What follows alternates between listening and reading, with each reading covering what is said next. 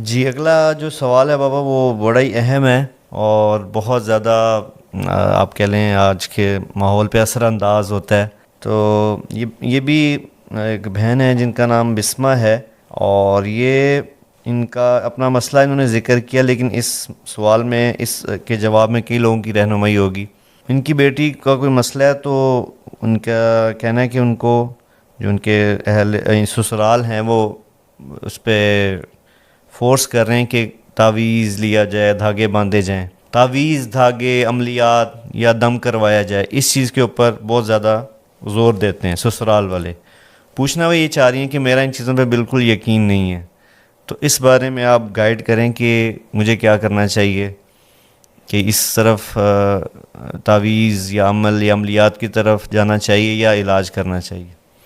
اور یہ آپ دیکھتے بھی ہیں بابا سوشل میڈیا پہ آج کل ایک بھرمار ہے. اس وقت تو سوشل میڈیا پر بھرمار ہے، یہ پڑھ لو، وہ پڑھ لو، یہ کر لو، وہ کر لو. میں نے چند دن پہلے دیکھا کہ پتہ نہیں مرغی کا یا کس چیز کا علاج ہے کہ گدھے کے کھر کاٹ کے گلے میں ڈالو. اللہ ان کو ہدایت دے، انہوں نے امت کو گمراہ کر دیا. اللہ نے ہمیں سورۃ فاتحہ دی ہے جو ہر بیماری کے لیے شفا ہے، اور آیات شفا ہیں قرآن میں، وہ پڑھیں. آخری 2 صورتیں اتری ہی اس لیے تھیں، ہمارے نبی پر جادو ہوا تو اللہ تعالیٰ نے قل اعوذ برب الفلق قل اعوذ برب الناس اتاری. کسی عامل کے پاس جانے کی ضرورت نہیں ہے. تقریباً سارے عامل 2 نمبر ہیں، تو سوائے کمائی کے اور کوئی چکر نہیں ہے، اور لوگوں کے ضعیف ایمان سے وہ فائدہ اٹھاتے ہیں. اور ایک ایمان کا ضعف ہے، ایک جہالت ہے. تو اس سے عاملوں کی تو مٹی بھی سونا بنتی جا رہی، اور لوگ ویسے کہ ویسے ہیں. تو اس لیے عاملوں سے کوئی 3-4 میل دور رہیں، نماز پڑھیں، نفل پڑھیں. ابو ہریرہ رضی اللہ تعالیٰ عنہ لیٹے ہوئے تھے، اب نے فرمایا کیا ہوا؟ کہ پیٹ میں درد ہے. کہ قم فصل فإن فی الصلاۃ شفاء. ابو ہریرہ کیا ہوا؟ کہ جی پیٹ میں درد ہے. کہ اٹھو نفل پڑھو، نماز میں شفا ہے. اللہ. اب یہ عمل بتائیں تو عاملوں کی روزی جاتی. وہ کہ اس لیے میری گزارش ہے کہ عاملوں سے دور ہی رہیں تو اچھا ہے. اور ایک اور بڑا مسئلہ بابا سامنے آتا ہے کہ بہت سے لوگ بجائے علاج کے جن کو دوا کی ضرورت ہوتی ہے وہ بھی رخ کرتے ہیں عاملین کا. ایسے کتنے لوگوں مار دیے انہوں نے. جی علاج کی بجائے وہ عاملوں کے پاس جاتے ہیں، اخیر پھر وہ یا تو شدید بیماریوں میں مزید بڑھ جاتے ہیں جی یا پھر آگے چلے جاتے ہیں. تو اس لیے یہ جو عام ذہن ہے بابا کہ دوائی لینا یا اسباب کو اختیار کرنا، اس کو توکل کے خلاف سمجھا جاتا ہے. یہ تو بے وقوفی ہے. اس بارے میں تھوڑی سی آپ اگر رہنمائی کر دیں تو فائدہ ہوگا یہ سننے میں. دیکھیں، اسباب کو پر توکل کرنا یہ تو جہالت ہے. اسباب کو بیکار سمجھنا یہ بے وقوفی ہے. اللہ نے بنایا کیوں ہے سب کچھ؟ یہ سارا اس لیے تو هو الذی خلق لکم ما فی الارض جمیعا، یہ سب کچھ جو بنایا تمہارے لیے بنایا. اللہ.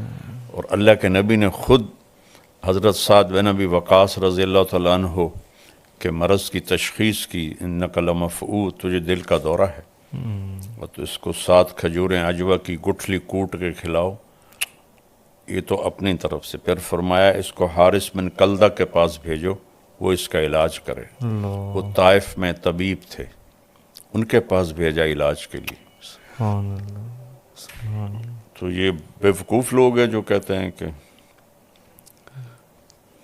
توکل کا مطلب ہے کہ بس کچھ بھی نہ کرو. حضرت عمر رضی اللہ عنہ جمعہ پڑھا کے اترے، اٹھے مصلی سے، جی ایک طرف کچھ نوجوان بیٹھے تھے، آپ نے فرمایا من انتم، کون لوگ ہو؟ نوجوان تھے، کہ نحن المتوکلون، ہم توکل والے ہیں۔ فعلاہم بدرتہ، انہوں نے اپنا درہ اٹھایا اور ایک ایک کی کمر کو سیکا، کہا اللہ آسمان سے سونا نہیں برساتا، پانی برساتا ہے۔ اللہ اکبر۔ اور جمعے کی نماز سی نا، تو اللہ کہتا ہے اذا قضیت الصلاۃ فانتشروا فی الارض، تو تم یہاں بیٹھے ہو، اللہ اوپر سے تمہیں پھینکے گا، اگر آئندہ تم یہاں نظر آئے میں تمہارے چہرے لال کر دوں گا۔ اللہ اکبر، سب کو بھگا دیا۔ اللہ اکبر۔ او قل ثم توکل، ایک صحابی نے پوچھا یا رسول اللہ اونٹ کو باندھ کے توکل کروں یا ویسے ہی توکل کروں؟ آپ نے فرمایا او قل ثم توکل، پہلے اس کو باندھو پھر توکل کرو۔ اللہ ہمارے نبی غار میں چھپے بیٹا، اللہ، کیا آپ میں توکل نہیں تھا؟ سبحان اللہ۔ 3 دن سخت گرمی ستمبر کے مہینے، 27 سفر کی رات، 28 سفر کی رات، 29 سفر کی رات، اور 1 ربیع الاول کو آپ وہاں سے نکلے، اور سارا راستہ تبدیل کیا۔ ایک کافر رہبر تھا، عبداللہ بن اریقط، حضرت ابوبکر صدیق کا دوست تھا، بعد میں اس کا کوئی تذکرہ نہیں ملتا کہ وہ ایمان لایا یا نہیں لایا، اس کو رہبر بنا کے آپ نے سفر پہ آیا۔ تو اسباب کا ترک، اس کو توکل سمجھنا، یہ بہت ہی غلط۔ اور اسباب میں یوں لگنا کہ حلال حرام کی پہچان ہی ختم ہو جائے، جھوٹ نہ بولیں تو کم روٹی کہاں سے کھائیں، رشوت نہ لیں تو روٹی کہاں سے کھائیں، یہ بھی حرام ہے۔ اللہ تعالیٰ نے پہلا تعارف ہی کروایا ہے الحمدللہ رب العالمین، صرف تمہارا نہیں، پتہ نہیں کتنے عالم ہے کہ سب کا رب، سب کو پالتا ہوں۔ میں کہتا ہوتا ہوں کافروں کو توحید میں دھوکہ لگا، وہ پتھروں کے آگے جھک گئے، بتوں کے آگے جھک جی گئے۔ مسلمانوں کو ربوبیت میں دھوکہ لگا، توحید میں دھوکہ نہیں ہے۔ کسی کے آگے پتھر کا بت رکھو، شرابی جواری کیوں نہ ہو، اسے کوئی نہ سجدہ کر کا توبہ توبہ میں کافر ہوں، لیکن وہی ہے سود پہ کاروبار کرے گا، جھوٹ بھی بولے گا، چوری بھی کرے گا، ڈاکہ بھی ڈالے گا، رشوت بھی لے گا، روٹی کی تو کھاوی۔ تو مسلمانوں کو ربوبیت میں شک پڑا تو اللہ نے الحمدللہ رب العالمین سے قرآن شروع کیا، اور قل اعوذ برب الفلق، قل اعوذ برب الناس، رب سے شروع کر کے رب پہ ختم، سبحان اللہ۔ اور نماز شروع کی الحمدللہ رب العالمین، رکوع میں گیا سبحان ربی العظیم، رکوع سے کھڑا ہوا ربنا لک الحمد، سجدے میں گیا سبحان ربی الاعلی۔ اتنا اللہ نے رب کا تکرار کروایا مسلمانوں سے، میں رب ہاں، میں رب ہاں، میں کھوامنا ہے، میرے کو کوئی تھوڑ کوئی نہیں۔ تو یہ دونوں ایکسٹریمیں غلط ہیں۔ جی، اگلی بھی جو سائلہ ہیں ان کا نام شبنم ہے، یہ کہہ رہی ہیں کہ میں یو پی ایس سی کی تیاری کر رہی ہوں گھر میں، لیکن جاب کے لیے مجھے یقیناً پھر باہر نکلنا پڑے گا، تو اس میں پھر پردے کا تو میں بڑا اہتمام کرتی ہوں، پھر جاب میں جب میں جاب کروں گی اس وقت مشکلات کا سامنا کرنا پڑے گا مجھے، تو اس میں کیا کرنا چاہیے؟ یعنی جاب کرنی چاہیے یا پردے کی وجہ سے جاب چھوڑ دینی چاہیے؟ دیکھیں صحیح بات یہ ہے بیٹا کہ عورت کے لیے جاب نہیں ہے،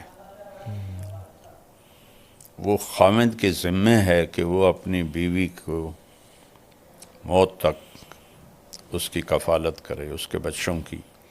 جو مہر لکھا جاتا ہے یہ کسی کی بیٹی کی قیمت نہیں ہوتی، مہر ایک علامت ہے کہ جب تک یہ نکاح قائم رہے گا یہ لڑکا اس لڑکی کی، اس کے بچوں کی کفالت کرے گا۔ اور عورت کی جاب ہے گھر اور بچوں کی تربیت اور پرورش، جو سب سے بڑی جاب ہے، سب سے بڑی جاب ہے۔ جب اس جاب سے ماؤں نے منہ پھیرا تو اولادیں انسانیت ہی بھول گئیں. اس وقت ہمارے کالج یونیورسٹیز نشے کے اڈے بنے ہوئے ہیں. 80% بچے بچیاں نشہ کر رہے ہیں, اور girl friend boy friend culture ایسے ہو گیا کہ جیسے کوئی یہ گناہ ہے ہی نہیں. اللہ تعالیٰ نے کہا لا تقربوا الزنا انہ کان فاحشۃ ومقتا وساء سبیلا. زنا کے قریب بھی نہ جاؤ. یہ عجیب بات ہے, کہنا تھا زنا نہ کرو, جی قریب نہ جاؤ کا کیا مطلب کہ جو چیزیں اس کو پروموٹ کرتی ہیں, موٹیویٹ کرتی ہیں, ان سے دور رہو. اس میں سب سے بڑی چیز آزادانہ ملاپ ہے نوجوان بچے بچیوں کا, مردوں عورتوں کا, جس کو اللہ نے حد بندی سے روکا. تو جب وہ ہم نے بیریئر توڑا تو ساری نسل اس پہ لگ گئی اور یہ مسئلہ ہی کوئی نہیں رہ گیا ہے. تو اللہ نے کہا یہ بہت بڑی فحاشی ہے, اور مقت کہتے ہیں انتہائی قابل نفرت چیز کو. مقتن کا لفظ کفر پہ نہیں بولا اللہ تعالیٰ نے, قابل نفرت تو سب سے زیادہ شرک ہے. جی اللہ نے زنا پہ بولا کہ انتہائی قابل نفرت ہے, وساء سبیلا, بہت غلط راستہ ہے. تو ماؤں کا کردار تھا بچے بچیوں کو ٹائم دے کے انہیں ایک اچھا مرد بچہ, اچھی بچی بنانا. تو وہ بڑا گھر ہو, بڑی گاڑی ہو, زیادہ پیسے ہوں, چلو دونوں جاب کرو, دونوں کماؤ. تو کسی جگہ ضرورت بھی ہوتی ہے بھائی عورتوں میں ڈاکٹر ہونی چاہیے, چونکہ عورتوں کا علاج ہے, اس کے لیے تو جہاں ضرورت ہے وہاں تو شریعت کی طرف سے بھی ہے. لیکن وہ بھی اب ایکسیس ہو چکا ہے. ایک سیٹ ہوتی ہے اور 1000 اپلیکیشن آئی ہوتی ہیں, اتنی زیادہ ہو گیا. اب میں میڈیکل کالجوں میں کب سے جا رہا ہوں. جی ایک زمانہ ہوتا تھا بس ایک تھوڑی سی جگہ میں لڑکیاں ہوتی تھی, باقی لڑکے. اب 70% میڈیکل کالج میں لڑکیاں ہوتی ہیں, 30% لڑکے ہوتے ہیں.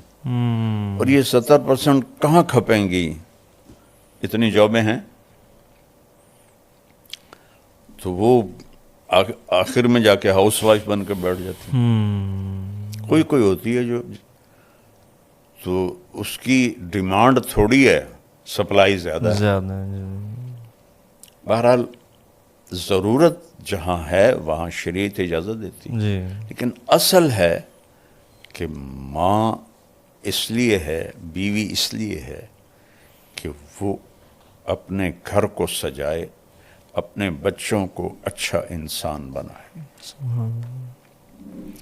لیکن میں جاب سے روکتا نہیں ہوں. جی گھر نہیں چل رہا اور تنگی ہے, پھر عورت کو بھی اجازت ہے کہ وہ خامد کا ساتھ دے اور مل کے گھر کا نظام چلائیں. لیکن صرف سٹیٹس بڑھانے کے لیے جاب کرنا یہ حق تلفی ہے اولاد کی.